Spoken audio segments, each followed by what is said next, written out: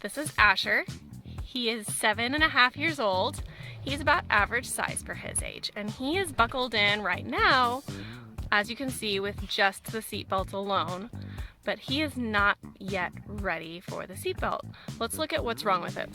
First of all, the shoulder belt is not in the center of his collarbone, it's up on his neck. It's not very comfortable, is it, buddy? No, not very comfortable. So what a lot of kids do when their shoulder belt's up on the neck like that is they put it either underneath their arm or behind their back. That is very unsafe because they lose all upper body protection. Now let's look at the lap belt. You can see that that is going across the middle of his abdomen, not down low on his hips. So if we were in a car crash and the seat belt locked up, that belt would squish right through his tummy and damage all of his internal organs, instead of making contact with the hard hip bones like it's supposed to.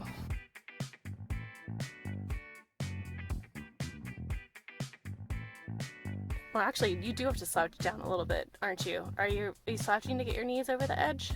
Yeah, a little bit. Yeah, that's why it's going up on your abdomen. Scooch back for me.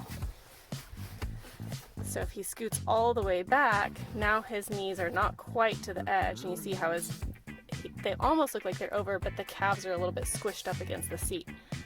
Even then, the abdomen is still, the lap belt's not quite right on his abdomen.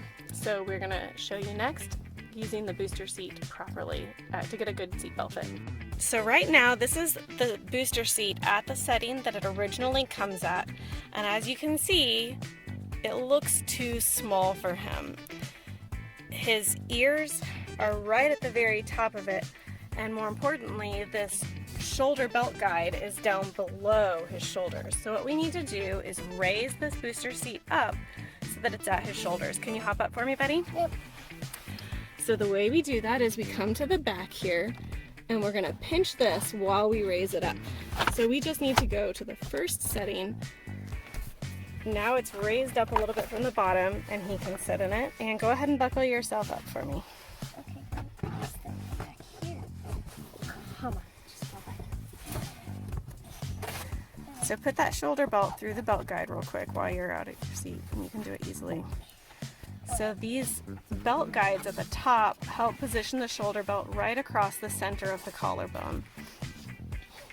And kiddos are able to do this on their own. They do not necessarily need your help once you teach them. It's back here. So he's going to go ahead and buckle himself in. Then he pulls everything down underneath this armrest or cup holder right here on the booster seat. And then the last thing he did, I don't know if you noticed, was he made sure that there were no twists or turns anywhere in that seatbelt, so everything is laying flat across his body. So now if we look at the shoulder belt, it's sitting right there across the center of his collarbone. The belt guide of the booster seat is just a little bit above his shoulder, and that's exactly where it needs to be. As you can see, this is going straight across his body, down low on his hips, not on his lap. And it raises him up a little bit so it's easier to see out the window of the car, and it's a lot more fun for kiddos as well. Not only are they comfier and safer, but a lot of kids really like that booster because it lets them see out the window better. You'll know your kid is ready to sit in the seatbelt alone without a booster once it fits them correctly, when they're seated all the way against the back of the vehicle seat, with their knees bent comfortably over the edge and feet on the floor. The lap belt is low on their thighs, the shoulder belt is touching comfortably in between their neck and their shoulder, and they can stay that way for the entire car trip. Some final reminders. Just like we don't want to rush kids out of the booster, we don't want to rush them into it either.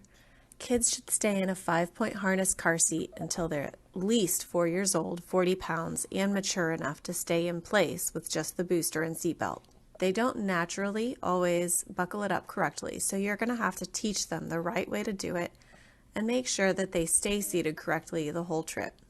And finally, as they grow, kids are going to need to have that booster grow with them. So raise up that shoulder belt guide to always stay just above their shoulder.